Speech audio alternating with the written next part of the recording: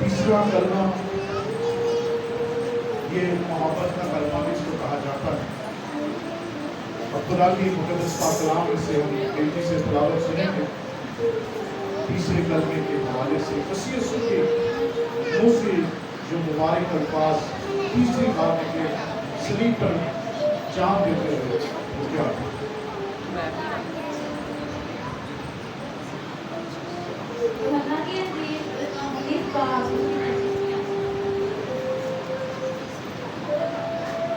یسوع کی صلیب کے پاس اس کی ماں اور اس کی ماں کی بہن مریم، کلوپاس کی بیوی اور مریم مگدلینی کھڑی تھی، اور یسوع نے اپنی ماں اور اس شاگرد کو جس سے محبت رکھتا تھا پاس کھڑے دیکھ کر ماں سے کہا، اے عورت، دیکھ تیرا بیٹا یہ ہے۔ پھر شاگرد سے کہا، دیکھ تیری ماں یہ ہے، اور اسی وقت سے وہ شاگرد اسے اپنے گھر لے گیا۔ باقی کو بڑا سنا جانا ہم سب کو نکالی۔ میرا بھائیو، یہاں پر یسوع مسیح صلیب کے اوپر اس دکھ کے عالم میں، درد کی حالت میں، کیا مسیح یسوع کو درد نہ ہوا؟ سوچنے کی بات ہے، کیا مسیح یسوع نے تکلیف نہ سہی ہوگی؟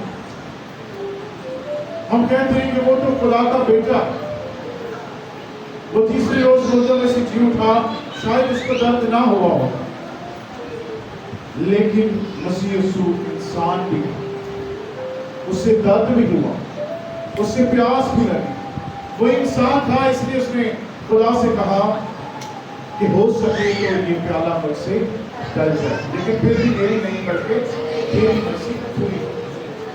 تھوڑی دیر کے لیے پلیز کلام کی طرف دیکھیں، اس نے کہا کہ پھر بھی میری نہیں بلکہ تیری مرضی پوری ہو۔ اور یہاں پر وہ صلیب کے اوپر لٹکے ہوئے درد کے عالم کے اندر مسیح یسوع کہتے ہیں کہ اے عورت، دیکھ تیرا بیٹا یہ ہے۔ اکثر لوگ سوال کرتے ہیں کہ مسیح یسوع نے اے عورت کیوں کہا؟ کیونکہ مریم ان کی ماں تھی، اس نے ماں کیوں نہیں کہا؟ وہ اے عورت کہہ کر کیوں پکار رہے؟ اگر دیکھا جائے یہاں پر جب مسیح یسوع صلیب کے اوپر ان کا انسانیت سے رشتہ کٹ چکا، کیونکہ وہ ایک ازل سے ذبح کیا ہوا بھرا، یعنی فسح کا بھرا بن چکا، اور وہ بھرا اپنی اس ماں کو جس کے بدن سے وہ پیدا ہو، بخار کر کہتا ہے اے عورت۔ یہاں پر اس کا کنیکشن صرف اور صرف خدا اور انسان کے بیچ میں، جہاں وہ انسان کے ساتھ رہا تھا نہ وہ خدا کے ساتھ، بلکہ وہ اس وقت بیچ میں تھا، کیونکہ وہ دکھ کا وہ لمحہ تھا، وہ آزمائش کا وہ لمحہ تھا جس پر سے وہ پورا اترنا اس سے ضروری تھا، اور شاگرد سے بھی جس سے محبت رکھتا۔ یہاں پر تیسرے کلمے کو اگر ہم دیکھتے ہیں، یہ محبت ظاہر کرتی، خدا کی محبت یہ تھی۔ میں پہلے بھی اس کے بارے میں آپ کو بتا چکا ہوں، اور ہم سب کو پتا ہے خدا کی یہ محبت ہے۔ یوحنا 3:16 ہے، خدا نے دنیا سے ایسی محبت رکھی کہ اس نے اپنا اکلوتا بیٹا بخش دیا، تاکہ جو کوئی اس پر ایمان لائے ہلاک نہ ہو بلکہ ہمیشہ زندگی پائے۔ آج ہم پر یہ واجب ہے ہم خدا کے بیٹے یسوع پر ایمان رکھیں، کیونکہ اس پر ایمان رکھنے کے وسیلے ہم ہمیشہ کی زندگی کے وارث بن سکتے ہیں۔ یہ تیسرا کلمہ جو محبت کو ظاہر کرتا ہے، اسی چیز کی آج اس سے پہلے نسل انسانی جب بنائی گئی تب سے آج تک اور ہمیشہ تک اسی کی ضرورت ہے، کیونکہ خدا محبت ہے، اور وہ چاہتا ہے کہ اس کے پیروکار بھی ایک دوسرے سے محبت ہے۔ خدا صلیب پر رہتے ہوئے بھی محبت کا اظہار کر رہا ہے۔ ہم اکثر تھوڑا سا سیٹل ہو جاتے ہیں، ہم کیا کرتے ہیں؟ پہلی چیز اپنے ماں باپ کو بھول جاتے ہیں، मसीह यीशु उसका कनेक्शन उस वक्त नस्ल इंसानी से थोड़ा ऊपर जा चुका था, फसह का बर्रा बन चुका था और उसकी कुर्बानी हो रही थी, लेकिन फिर भी वो अपनी माँ को नहीं भूला। वो अपने शागिर्द से जिसे मोहब्बत करता था नहीं भूला। हम कहते हैं कि मैं खुद मरा जाता हूँ, मेरी तबीयत इतनी नासाज है, लेकिन मसीह यीशु जितनी नासाज तबीयत तो नहीं हो सकती, जो इस हालत के अंदर भी अपनी माँ का, अपने शागिर्द का, उस सारी नस्ल का, उस सारी नस्ल इंसानी जो वहां पर थी उससे मोहब्बत करती। और ये मोहब्बत उसकी सिर्फ शागिर्द और उसकी माँ के लिए नहीं थी।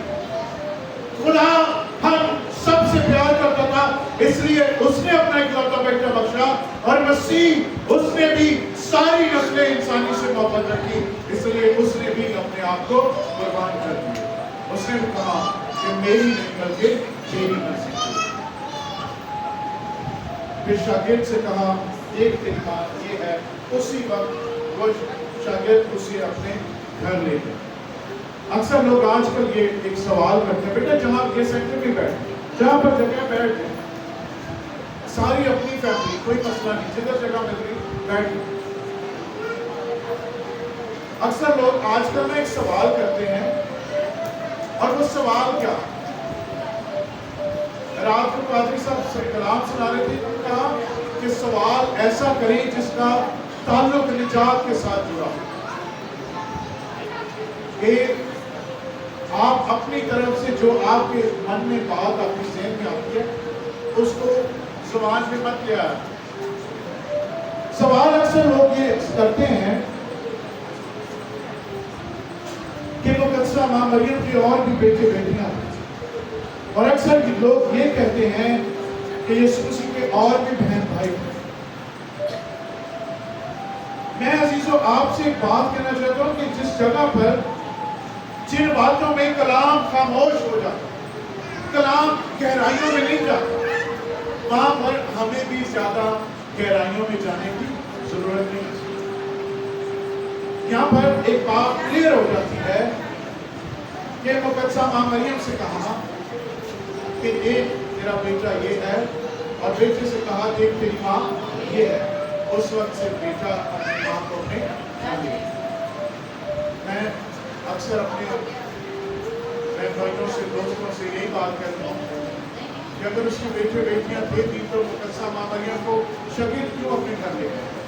खैर इस तरफ हमें अभी बात करने की जरूरत नहीं, लेकिन थोड़ा सा ये गौर करना है कि जिसे कलाम मुबारक कहता है आप पर भी वाजिब है उसे मुबारक कहें, और बथेरे सवाल अपने अंदर पैदा ना करें, बल्कि अपने अंदर उस मसीह की मोहब्बत को रखें, मसीह की मोहब्बत को कायम रखें जो ऐसी मोहब्बत है उसने सलीब पर रहते हुए भी एक दूसरे से मोहब्बत की।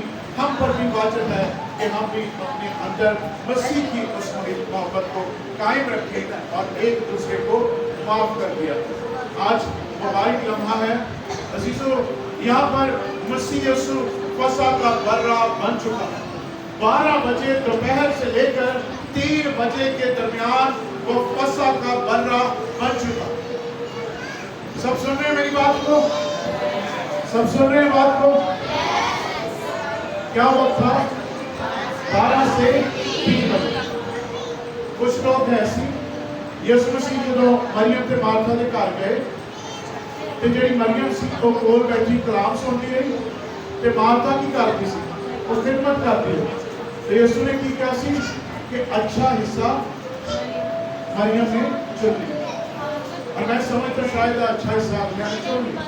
कोशिश करें कि जल्दी आए ताकि आगे बैठे, ताकि कलाम का हिस्सा जल्दी से चुन लिया जाए। आमीन। और अपने अंदर उस मोहब्बत को जो मसीह यीशु ने सबके साथ की, हमें भी वाजिब है कि हम भी उस मोहब्बत को अपने अंदर कायम रखें, और मसीह जैसी मोहब्बत जो कहते हैं दूसरे को माफ किया करो ताकि तुम्हें भी माफ किया जाए। सो खुदावंद इस कलाम के वसीला से आप सबको